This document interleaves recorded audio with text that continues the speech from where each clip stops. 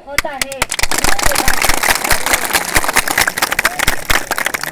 धन्यवाद आप लोगों के लिए, आप लोगों ने मेरी बातों को अच्छे से सुना। इसी तरह अगर आप लोग अपने साथियों की बातों को सुनते जाएंगे, अमल करते जाएंगे, अपने महापुरुषों की बातों को, अपने महापुरुषों को ज्ञान को ग्रहण करते जाएंगे, उनके बताए हुए मार्ग पे चलते जाएंगे तो आप लोग सफल हो जाएंगे। और सफलता का कारण हमारा यही है, जो हम लोग इकट्ठा नहीं हो रहे हैं। जिस दिन इकट्ठा हो जाएंगे उस दिन हमें कोई रोक नहीं सकता, उस दिन हम सफल हो जाएंगे। क्योंकि हम अपने जब भी बाहर निकलने के लिए सोचते हैं तो अगर निकलने लगते हैं तो हम लोग पीछे होने का कारण हमारा ये है कि हमारे घर से ही सवाल उठता है कि कहाँ जाओगे घूमने। और खासकर महिलाएं अगर निकल पड़ी तो उनके चरित्र पे बात उठती है। तो अगर हम इस बात के लिए सोच के बैठ जाएंगे कि हमें 4 लोग क्या सुनते आएंगे तो हम आगे नहीं बढ़ेंगे, वो विकल्प पे विकल्प उठाते जाएंगे। इसलिए कहना है कि विकल्प बहुत होते हैं मार्ग भटकाने के लिए, विकल्प बहुत होते हैं मार्ग भटकाने के लिए, और संकल्प एक ही भारी है मंजिल तक जाने के लिए, मंजिल तक जाने के लिए। अगर संकल्प ले लेंगे आप तो आप जरूर सफल होंगे, सफल हो जाएंगे, ये मेरा वादा है, मेरा कहना है। इसलिए आज से ही संकल्प ले लीजिए कि हम अपने हक अधिकार के लिए लड़ेंगे, अपने हक अधिकार की लड़ाई लड़ेंगे। आज से ही संकल्प लेकर के यहाँ से जाइए, क्योंकि जब तक हम अपने हक अधिकार की लड़ाई नहीं लड़ेंगे तो हमें कुछ मिलने वाला नहीं है, कुछ हासिल होने वाला नहीं है। आज दिनों दिन हमारे आदिवासियों पर दिनों दिन अन्याय, अत्याचार, बलात्कार बढ़ते जा रहे हैं।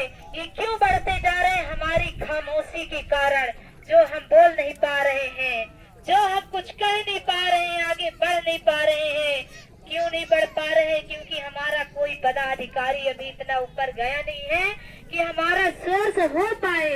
इसलिए अपने लोगों को पदाधिकारी बनाइए, अपने लोगों को प्रधान बनाइए, बीडीसी बनाइए, जिला पंचायत बनाइए, जो आपकी बातों को सुना जाए, आपकी बातों को समझा जाए और आपके जो भी विचार हैं उनको आगे रखा जाए, आपके अधिकार को दिलाया जाए।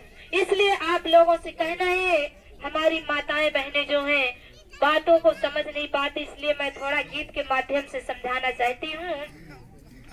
बहनों कभी तक तो साहबो अत्याचार की नैया भास पार ना होई। बहनी कभी तक तो साहबो अत्याचार की नैया भास पार ना होई। कभी तक जुल्म जासती होई, हरी बहना इज्जत को खोई। कभी तक जुल्म जासती होई, हरी बहना इज्जत को खोई। हो बहना अब तो हुई जाता है यारे, लड़ाई की तैयारी करा। बहने अब तो हो जाता है यारी, लड़ाई की तैयारी करा। और एक बहन अपने भाई बहनों से कहना चाहती है कि भैया नगरिया नहीं दूरी चले के तैयारी करा। भैया दिल्ली नगरिया नहीं दूरी चले के तैयारी करा। आप लोग चलने की तैयारी करिए। एक बहन आप लोगों से कह रही है, हम सब भाई बहन एक होकर के संघर्ष करें और लड़ाई के लिए निकल पड़े घरों से। क्योंकि जब तक हम अपने घर से नहीं निकलेंगे तो हमें कुछ हक अधिकार मिलने वाला नहीं है। क्योंकि हम जानेंगे ही नहीं, जब बाहर निकलेंगे तभी तो हमें पता चलेगा कि हमारा हक अधिकार क्या है। और हमारी बहनें बहुत वर्षों से शोषण सहती आई हैं, पीछे रहती आई हैं, तो उनको आज बढ़ने का मौका मिला है, बोलने का मौका मिला है, अधिकार मिला है, तो अधिकार छीन लीजिए। अधिकार मांगने से नहीं मिलता तो छीन लेने में कोई पाप नहीं होता। आप लड़ करके छीन लीजिए कि हमारा अधिकार है। और अपना अधिकार जानोगे कैसे? जब संविधान पढ़ोगे तब जानोगे। हमारे बाबा साहब जो हमारे लिए संविधान बना गए हैं, हमें अधिकार दे गए हैं, तो हमें अपना हक अधिकार जाना है तो संविधान पढ़ना है। इसलिए आप लोग घर घर में संविधान रख लीजिए और उसको जरूर पढ़िए।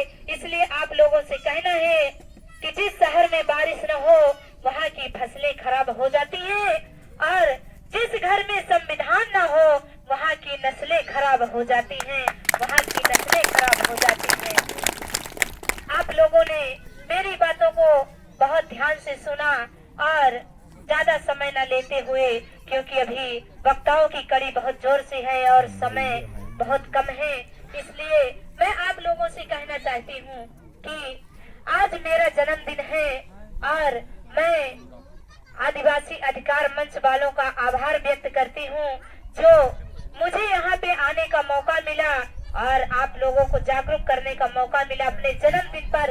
ये तो सबसे अच्छी बात है कि मैं आज से संकल्प लेकर के यहाँ से जा रही हूँ कि मैं अपने लोगों के लिए समय दूंगी, अपने लोगों के लिए कुर्बान होंगी, अपने आदिवासी लोगों के लिए। जो आप लोग हमारा साथ देते रहेंगे तो मैं आप लोगों का पल पल साथ देती रहूंगी और अपना सब कुछ समर्पित कर दूंगी आप लोगों के चरणों में। आप लोग बस साथ देने की बारी है।